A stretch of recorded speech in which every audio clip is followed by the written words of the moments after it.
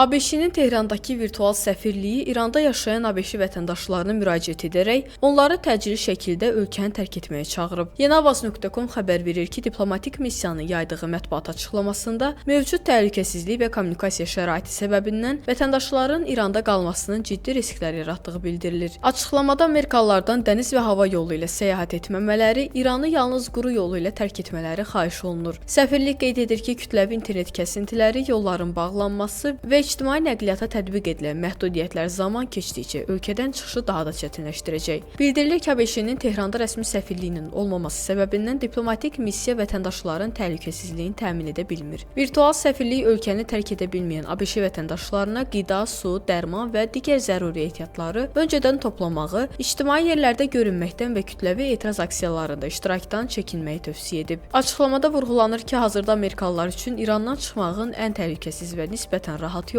Ermənistan və Türkiyə üzərindən quru sərhədlərini keçməkdir. Qeyd olunub ki, bu ölkələr ABŞ vətəndaşlarına vizasız giriş imkanı yaradır. Bununla yanaşı virtual səfirlik bildirir ki, Türkmənistanın quru sərhədləri açıqdır, lakin ABŞ vətəndaşları bu ölkəyə keçid üçün əvvəlcədən Türkmənistan hökumətindən xüsusi icazə almalıdırlar. Qeyd olunur ki, bu proses ABŞ-nin Aşqabaddakı səfirliyi vasitəsilə əlaqələndirilir. Açıqlamada həmçinin vurğulanır ki, Azərbaycanın quru sərhədləri adi nəqliyyat üçün bağlı qalır. İrandan təcili çıxış zərurəti yaranan ABŞ vətəndaşlarına əvvəlcə digər mövcud marşrutları nəzərdən keçirmək tövsiyə olunur. Alternativ yollar mümkün olmadıqda Azərbaycana giriş yalnız rəsmi təsdiq əsasında mümkündür və bu halda uzadılmış gözləmə müddətləri ola bilər. Qeyd edək ki, ABŞ-nin Tehrandakı virtual səfirliyinin bu çağırışı Omanda ABŞ prezidenti Donald Trumpın xüsusi nümayəndəsi Steve Witkoff ilə İranın Xarici İşlər naziri Abbas Əraqçı arasında keçirilən diplomatik görüşlə eyni vaxtda təsadüf edir. Görüşdə İranın nüvə proqramı, ballistik və digər raket potensialı, eləcə də Tehranın regiondakı müttəfiq silahlı qruplara verdiyi dəstək məsələlərinin müzakirə olunacağı bildirilir.